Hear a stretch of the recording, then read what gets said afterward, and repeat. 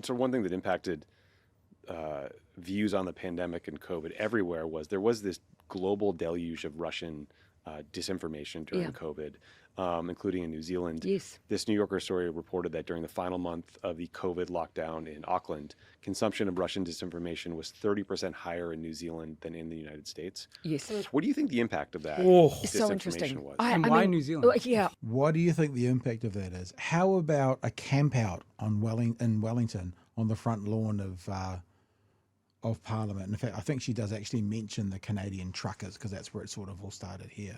United States. Yes. What do you think the impact of that It's so disinformation interesting. was? And why New Zealand? Yeah, I have asked that question and I cannot answer it. I don't know why, but I do know that we in New Zealand, interestingly, the claimants that also possibly the Solomon Islands as well were amongst the highest consumers of Russian disinformation at this particular time in early 2022. And the result of that was 6 days after, well, one of the results we see in that time period is 6 days after the convoy in Canada causing the blockade, we had the same in New Zealand. And I think this comes to this wider issue. And this is not to say that government shouldn't take responsibility for whatever contribution may be the role they're playing for any kind of disquiet in their own country. But at the same time, we are interconnected. And back to this issue of the globalization of political culture and the issues, the things that are challenging our, Western liberal democracies, this idea of disinformation, we talk about it almost as if it's just singly this issue of freedom of speech. But when foreign interference is involved, it is much, much more than that. And most countries and most people, I would have thought, would hate the idea of their people being manipulated. And yet that is exactly what is happening. Yeah. It does bring more context.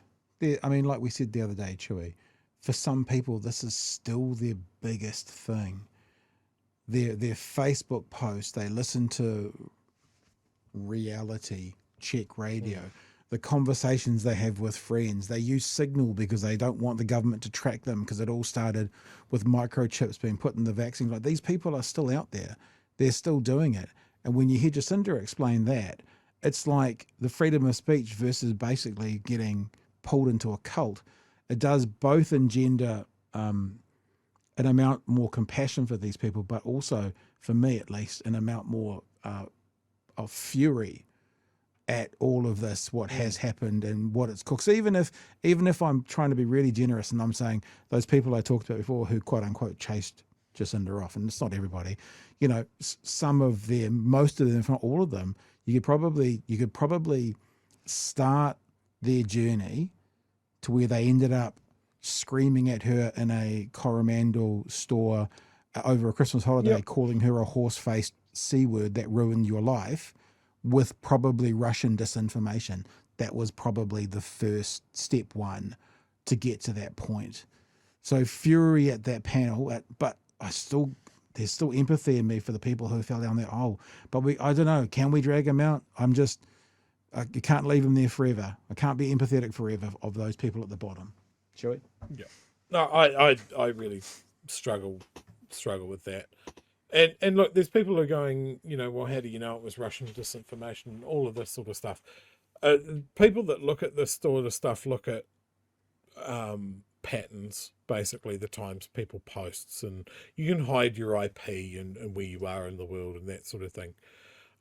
But for people that look at disinformation, like we've had Byron on the show talking about, his book, he was certainly someone that looked at that sort of stuff. And there's a couple of experts in New Zealand that have done big studies and papers and books and have advised the government on where these sources of disinformation come from.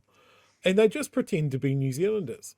And they might have 15, 20 different accounts that they jump between. And one person trying to hide their identity can do an enormous amount of damage.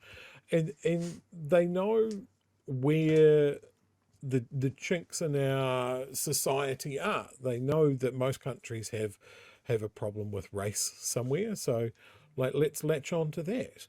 There's always going to be a part of your online society that is unhappy with how society is. So you just tie what you're talking about to that.